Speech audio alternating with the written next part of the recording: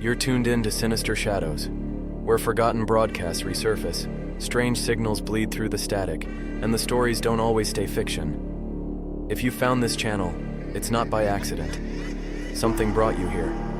So settle in, stay quiet, and listen closely. What you're about to hear might sound like a story, but some shadows speak the truth. The diner sat on the corner of Main Street and Willow Road. In our town, that little place was the closest thing we had to a town square. People came there to laugh, to argue, to share news, to heal. And once a month, it became something else. It became the place where the Marines met. We were all older now. Some gray, some limping, some tatted up, all carrying things we never talked about unless we had to. We called ourselves the Willow Road Battalion, even though that was just our joke. But we were brothers, always would be. That night, the sky hung low and heavy over the town. Clouds covered the moon like someone threw a blanket over it. I remember thinking the dark felt thicker than normal, like the night knew something we didn't. I got to the diner first, took my usual booth near the window. I liked watching the empty road. Small towns are funny. You see a car every 10 minutes, and somehow you recognize every single one. The bell over the door chimed.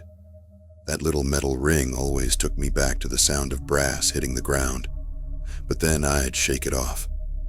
Tonight wasn't about the past. Tonight was about the boys.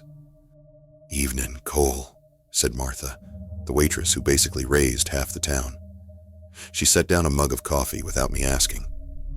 Black, hot, exactly how Marines take it. "Evenin', Martha," I said. "You expecting the whole unit tonight?" she asked. "Yep, monthly check-in." She nodded. She never asked what we talked about. She knew better than most what war did to men. The bell chimed again. This time, it was Deacon Torres, laughing loud, arguing about the score of last night's game, like they hadn't served 3 tours together. Behind them was Quinn, the quiet one, the guy you wanted next to you when things went sideways. We all shook hands, sat down, started talking like no time had passed. And that's when the door opened one more time. The conversation died. Every one of us went silent at the exact same moment. Not because we planned it, but because Marines feel things before other people do. We feel danger, fear. We feel when something isn't right. A kid stood in the doorway, maybe 12, maybe 11.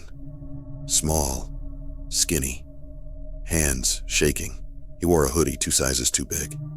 His eyes were red and puffy, and on his left cheek was a mark, a bright red handprint. Fresh, angry. You don't forget what that looks like. Martha gasped softly. The kid didn't speak. He walked to the counter and climbed onto a stool like he'd done it 1,000 times, but his feet didn't stop shaking. I glanced at the boys. Deke looked like he wanted to break something. Torres went stone still.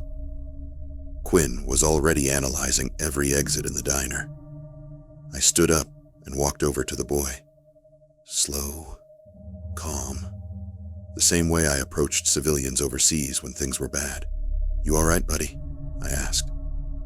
He didn't look at me, just picked at a napkin, tore it again. Martha set a plate of fries in front of him. The kid stared at them like he wasn't sure he was allowed to eat. Then he whispered, "He's coming." That hit me in the chest, not the words, but the way he said them. Soft, hopeless, terrified. "Who's coming?" I asked. He didn't answer. Instead, he pulled his hood down lower, hiding the rest of his face. But when he turned, I saw more than one mark. Bruises, purple, yellow, old ones, New ones. Some shaped like fingerprints. Some shaped like fists. I felt heat rise in my chest. The same heat Marines feel when something crosses a line, and this crossed every line there ever was. Deke whispered to me from the booth, "We handling this?" I nodded. "Yeah, we're handling this." The bell chimed again. Hard. Loud. Like the door had been shoved. A man walked in. Heavy boots. Leather jacket. Breath reeking from 10 feet away. He scanned the diner and locked eyes on the kid instantly. "There you are," he growled, loud enough to make the silverware vibrate. The kid flinched hard. Shoulders tightened. Hands curled into fists on the counter. He didn't run. Didn't scream. But the fear was all over him, like he'd been living in it for years. The man took one step toward him, then another. Nobody else moved, but the Marines did. Torres got up first, then Deke, then Quinn, and finally me. We didn't say a word. We just walked, slow and steady, and formed a wall between the kid and the man. The diner went silent. Even the air felt like it stopped moving. The man glared at us. "What the hell do you think you're doing?" he snapped. I stepped forward, close enough that he had to look up at me. "Walk away," I said. 2 words. Calm. Even. Deadly steady. He opened his mouth to argue, but then he looked at all 4 of us. Saw the scars. Saw the stance. Saw the eyes of men who had been through hell and walked out alive, and he froze. But the night wasn't over. Not even close. Because this man wasn't the type to walk away quietly. Not the type to accept he'd just lost control. And in that moment, every Marine at that counter sensed the same thing. This kid needed more than fries and a safe booth. He needed a family. He needed a fight he couldn't fight alone. He needed us. The man stared at us like he couldn't believe what he was seeing. Maybe he wasn't used to anyone talking back. Maybe he wasn't used to anyone bigger than him, or meaner than him, or willing to stand in his way. But tonight, he ran into 4 Marines, and that changed everything. He puffed his chest out, tried to look tough, tried to look dangerous. But he had the kind of danger that only works on people who have never seen real violence, never seen war, never seen what men become when they have to protect someone small. Torres stepped closer, just enough to send a message. "What's your name?" he asked. His tone was calm, controlled, a Marine tone. "None of your damn business," the man snapped. Quinn spoke next. "You hit that kid?" 4 words, cold as steel. The man didn't answer. He didn't need to. The bruises on the boy's face answered for him. The boy sat still on the stool, hands locked together, trying not to cry, trying not to breathe too loud, trying not to make anything worse. I crouched down next to him, slowly, carefully. "Hey," I said. "What's your name, buddy?" He swallowed hard. "Tyler." Barely a whisper, barely a voice. "Tyler," I said softly. "You're safe right now. You hear me?" He nodded, but his eyes never left the floor. Behind me, the man took one more step forward, and that was one step too many. Deke moved between them, not fast, not aggressive, just a wall, a Marine wall. He stood there like he had the weight of a mountain behind him. "You touch that boy again," Deke said, "and you will answer to all of us." The man smirked. "You gonna play hero?" He spread his arms like he was inviting a fight. He leaned forward. "Because I'm not scared of some washed up." He didn't get to finish. Martha stepped in. That woman had seen more fights in her diner than most people see in their entire lives. She planted herself right next to the Marines. Finger pointed at the man like a hunting knife. "Out," she said. Her voice was sharp enough to cut glass. The man blinked. "What?" "I said out. You're not welcome here. And if you take one more step toward that child, these men won't be the only ones you'll deal with." The Marines didn't smile. They didn't have to. But I felt something in the air shift. Something heavy. Something final. The man backed up one step, then another. He looked around the diner, looked at the boy, looked at us. "This isn't over," he hissed. Then he turned and stormed out the door. The bell clanged violently behind him. The diner stayed silent for a long moment. You could hear the fryers hiss, the overhead lights buzz, even Tyler's shaky breaths. Then Quinn locked the door. He did it without asking, without permission, just instinct. The kind of instinct you don't lose after combat. Protect the perimeter, secure the room, guard the weak. Deke looked at me. "That man's coming back," he said. We all knew it. I turned to Tyler. "Do you have somewhere safe to stay tonight?" He didn't speak, just shook his head slowly, then whispered, "My mom works nights. He tells her I'm making stuff up. He gets angry if I call her. He gets worse when she's gone." Torres clenched his jaw so tight I thought it might crack. He whispered something to himself in Spanish, a prayer or a curse. I asked Tyler the question none of us wanted to say out loud. "Is he your dad?" Tyler shook his head. "No, he's my stepdad. He moved in last year." I nodded slowly, pieces falling together, a pattern we'd seen many times overseas.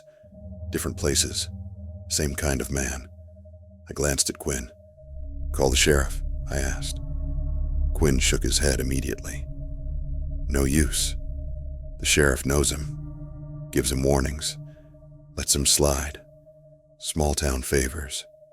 He didn't say the last part, but we all knew it.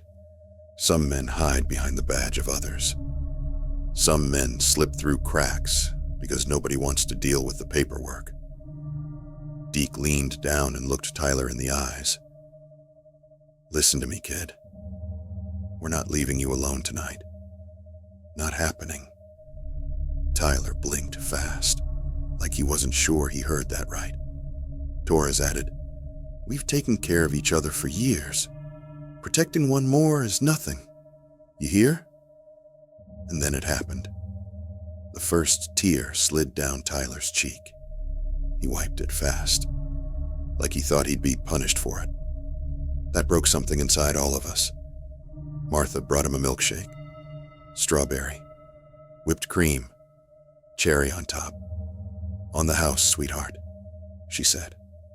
Tyler's lip trembled. "Thank you." Deke turned back to us. "We follow him home," he said quietly. "Make sure that bastard doesn't touch him again." Torres nodded. Quinn nodded. I nodded. But something in my gut said this wasn't enough. This wasn't temporary. This was bigger. This kid didn't just need protection for a night. He needed a future. He needed safety. He needed a family. And as I watched him take the smallest sip of that milkshake, as his shoulders relaxed for the first time, as he sat surrounded by Marines who would die before letting anything else hurt him, I realized something. Tonight wasn't about helping a kid. Tonight was about changing his life forever, and changing ours too. We waited until Tyler finished his milkshake. Every sip steadied him. Every breath came a little easier, but his eyes kept drifting to the door, like he expected it to burst open again, like fear was a muscle he'd been forced to exercise every day. When he finally set the empty glass down, I stood up. "All right, buddy," I said softly. "We're gonna get you home. We'll walk with you."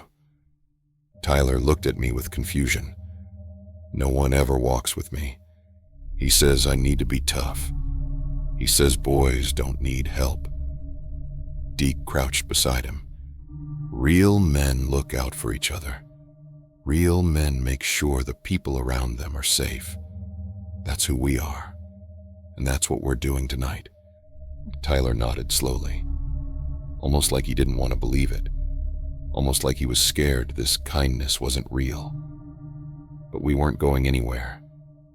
Not tonight. Not ever again. We stepped outside together. The air was cold. That late-night quiet filled the town. Street lamps hummed. Shadows stretched across empty sidewalks, and somewhere in the distance, a dog barked once and then stopped. Small towns sleep heavy, but the 4 Marines walking with Tyler were wide awake. He walked in the middle. I walked to his left, Deke to his right, Quinn and Torres behind us like a rear guard. We didn't plan the formation. It just happened. Old habits, old instincts. Tyler spoke without looking up. He gets mad when Mom is gone. He says I remind him of my real dad. He says he needs to teach me respect. I felt my jaw tighten, the kind of tight that comes with memories I didn't want. Men overseas who used pain as control. Men who mistook fear for authority. Men who thought hurting the weak made them strong. Deke said quietly, "You don't deserve that. Nobody does. And you're not alone anymore." Tyler kept walking, feet scuffing the pavement, hood pulled tight around his face, like he didn't want the world to see him. "What do you like to do?" I asked, trying to shift his mind, trying to shift the energy. He shrugged. "I like drawing, comic books, stuff like that. I draw superheroes, but I hide them under my bed." He threw my sketchbook away once, said superheroes are stupid. We all exchanged a look, a heavy one. Then Torres said, "Superheroes aren't stupid. They save people. They protect people. Kind of like what we're doing tonight." Tyler's eyes finally rose. Just a little. "You guys look like superheroes." Deke chuckled softly. "Buddy, we're just old Marines with bad knees and too much coffee. But we got your back, and we always will."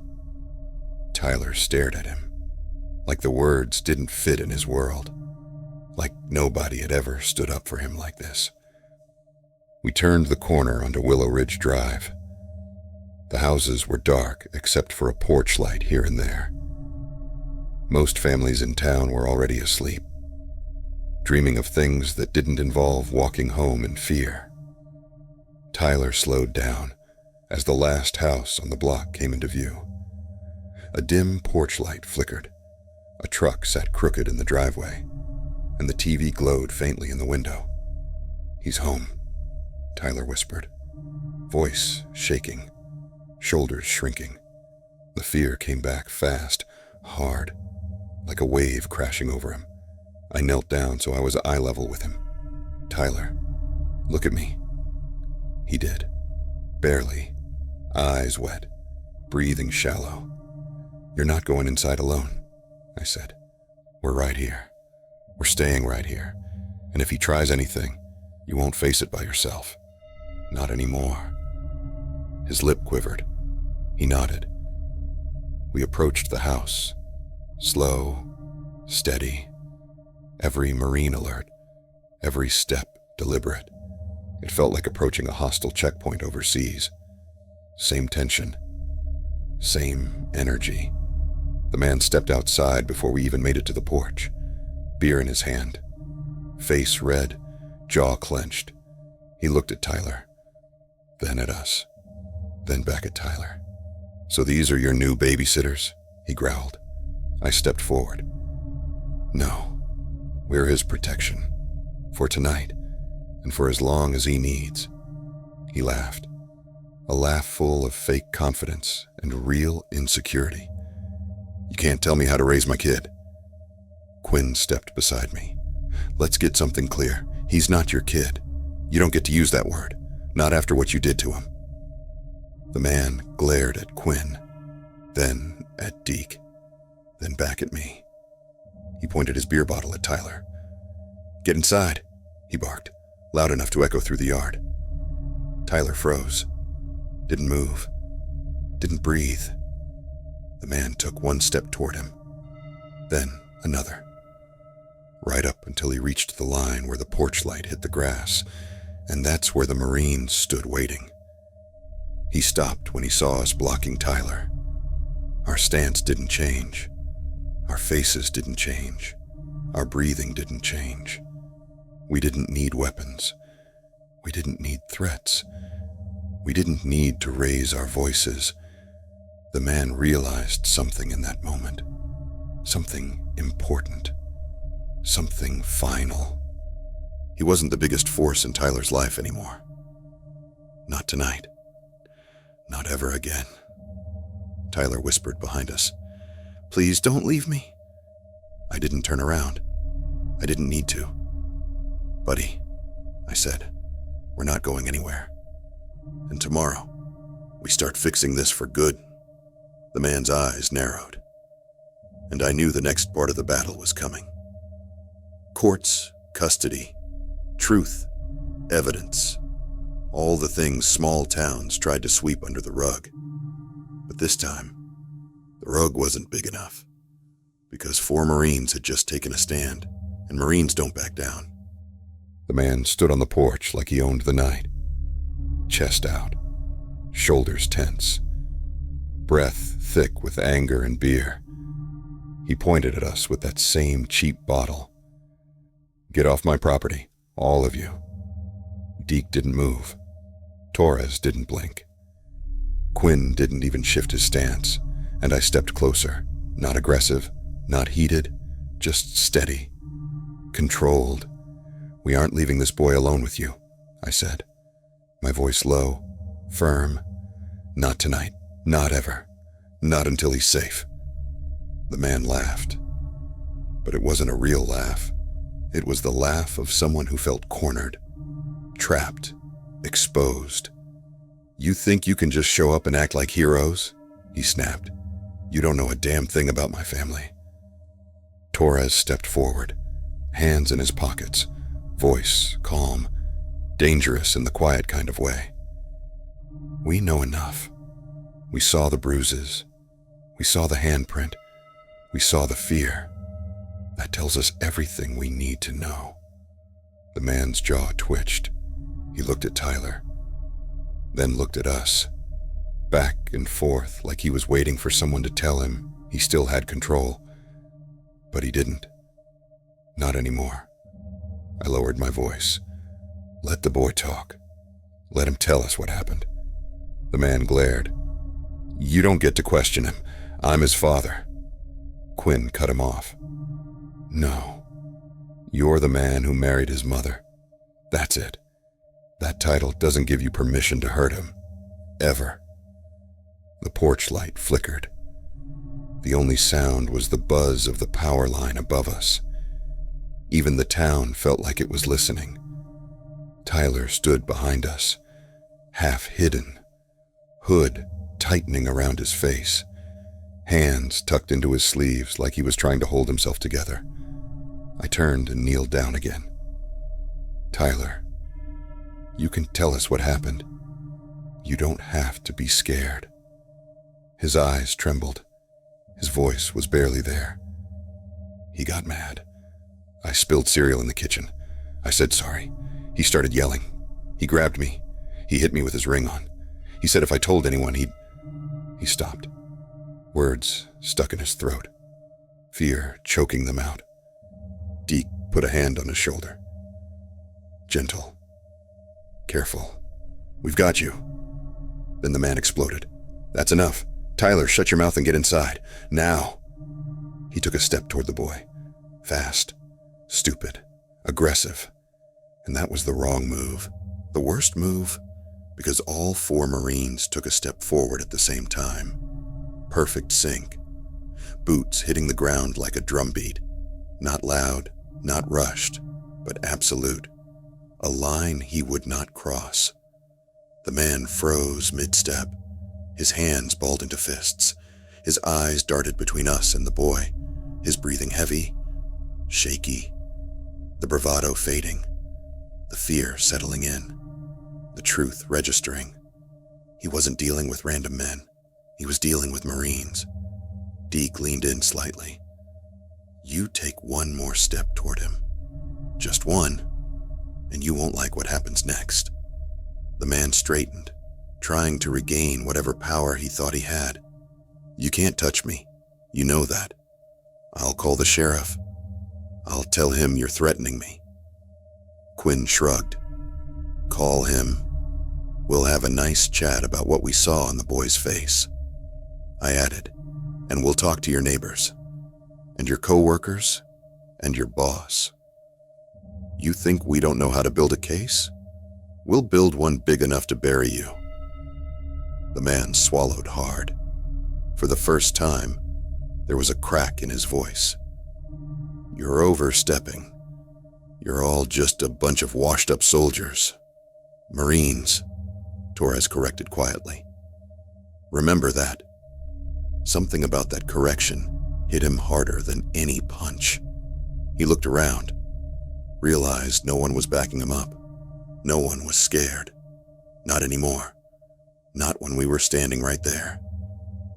He backed onto the porch, slowly, gripping the rail, eyes darting between us like he was calculating something. Then he pointed at me. This isn't over. I mean it. This isn't... I stepped forward one more inch. Just one. And he shut up mid-sentence. Go inside, I said. Alone. He sneered, but he did it anyway. He went inside, shut the door, locked it. The click echoed across the yard. The second he was gone, Tyler sagged like the weight of the world fell off him. He leaned against Deke's side, hands shaking. Can I stay with you guys? He whispered. Voice small, hopeful, terrified. I knelt beside him. Tonight, yes. Tomorrow, too. And the day after. Until we fix this. You're not going back in that house. Not while we're breathing. Tyler blinked fast, tears forming again. But this time, they were different. Not fear. Relief. Finally, relief. Quinn pulled out his phone. I'm calling someone I trust. Someone outside this town. Someone who can help legally. No more small-town favors. No more sheriff ignoring things. We're going above all that. Torres added, You're going to be safe, and your mom will know the truth, the full truth. Tyler whispered, Thank you. Deke put an arm around the boy's shoulders. Hey, you didn't need a hero, kid. You needed brothers, and now you got 4. Tyler looked at all of us, and for the first time since we'd seen him, he actually lifted his head and said the one thing that broke all of us inside. The one thing that turned this night into something bigger than any of us expected. He whispered, I wish I had a dad like you guys. I swallowed hard, my voice low, steady. Buddy, you do now. We walked Tyler back to the diner instead of leaving him anywhere near that house. The night felt different. Not as heavy, not as dark. Maybe because he wasn't walking alone anymore. Maybe because he finally felt seen. He stayed close to us, between us, like he finally understood he wasn't invisible. Inside the diner, Martha had already heated up fresh fries. She didn't ask questions. She didn't need to. Her eyes softened when she saw the boy walk in with us. She knew what happened. Mothers always know. Sit anywhere you like, sweetheart, she said. Tyler took the booth with the back against the wall, a Marine move. We smiled when we saw it. The kid already understood something about safety. Quinn made a phone call outside. Torres followed him. Deke and I stayed with Tyler. We talked about small things, easy things. His favorite superhero, his favorite food, his school. He talked slow at first, careful, but then his words loosened. He started smiling. He even laughed once, and that small laugh hit me harder than anything I'd felt in years. It meant he still had hope, and hope is something Marines protect with everything they've got. Quinn and Torres came back inside. Quinn slid his phone into his pocket. He nodded once. Help is coming. Real help. Not the sheriff. Someone higher. Someone who doesn't play small-town politics. That was enough for us. We trusted Quinn. We always had. We stayed with Tyler until Martha closed the diner early. She flipped the open sign to closed and locked the door. Then she put her hands on her hips. "Boys," she said, "you're not sleeping in here. And this young man sure as hell isn't leaving with any of you looking like zombies. Come on, follow me." We followed Martha out the back door, down the alley, around the corner. She lived in a small apartment above the hardware store. Warm light spilled through the curtains. Smelled like cinnamon inside. She opened the door wide for Tyler. "You're staying here tonight, sweetheart," she said softly. "You'll be safe, and if anyone comes near this building, these 4 Marines will handle it." Tyler nodded, eyes wide, tears slipping again. He hugged her waist with a sudden, desperate squeeze. Martha froze for a second, then hugged him back even tighter. That moment, that tiny moment, was the first time he wasn't afraid to reach for someone. When he finally let go, he turned to us. Small smile, shaky, but real. "Are you guys coming back tomorrow?" he whispered. Deke crouched down.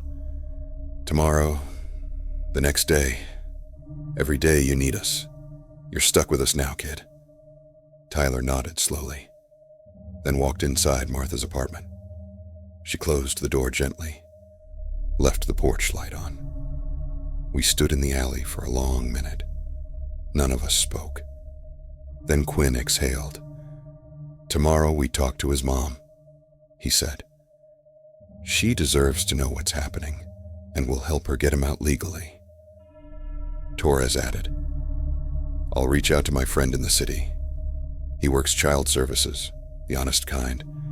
He won't ignore this." Deke looked at me. "We're going all the way with this, right?" I nodded. "Every step." We weren't just protecting him anymore. We were adopting him in the only way Marines know how, by standing guard, by showing up, by never backing down. The next morning came fast. We met at the diner again.